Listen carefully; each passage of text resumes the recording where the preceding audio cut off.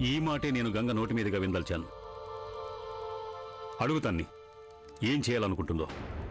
గంగా చెప్పు తల్లి, చదువుకుంటావు కదా, మేం మాస్టర్ గారితో మాట్లాడొచ్చు కదా. మాట్లాడమ్మా.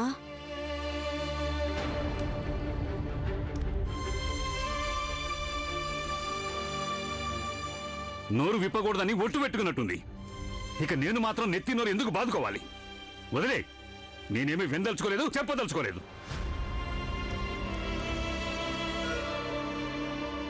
అరే ఏంటండి మీరలా కోపగించుకొని వెళ్ళిపోతే ఎలా?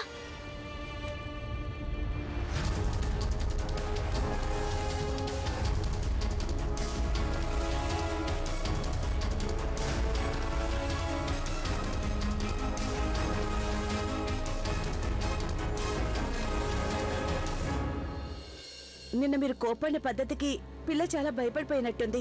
తన మౌనాన్ని తప్పుగా అనుకోకండి. కాదు కాదు, నువ్వేం అనుకోకు కోడల. నాకు మాత్రం తనేదో భయపడినట్టుగా అనిపించలేదు. నేను ముందు నుంచి తన స్వభావం చూసి చెప్తూనే ఉన్నాను, తనకి పంతం ఎక్కువ, అల్లరి పిల్ల, చాలా మొండిదని. కాని మీరు వినిపించుకుంటేగా.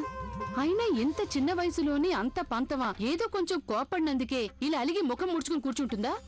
ఇప్పుడే ఇలా ఉంటే పెద్దయ్యాక ఎలా ఉంటుందో. మనం ప్రదీప్ ని, సాగర్ని కూడా కోపడుతూనే ఉంటాంగా, కానీ వాళ్ళు ఎప్పుడైనా గంగలా ప్రవర్తించారా? నేను నిన్న చాలా బాధపడ్డాను.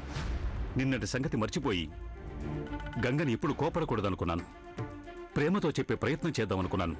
కానీ ఏం లాభం? ఇంత ప్రేమగా చెప్పినా కూడా ఏమాత్రం అర్థం చేసుకోదే. మరీ మొండిదైపోయింది. ఇక మనం మాత్రం తన సంగతి ఎందుకు పట్టించుకోవాలి? తనకి చదువుకోవాలనుంటే ఆ సంగతి నీ చెప్పమను. అప్పుడు తిమ్మన్న గారికి ఫోన్ చేయి. లేదంటే తనని అలాగే ఉండని. మాధవి, నాకు చాలా పనులున్నాయి. స్టడీ రూమ్లోకి ఎవరిని రానికు. వెళ్ళు. అమ్మా.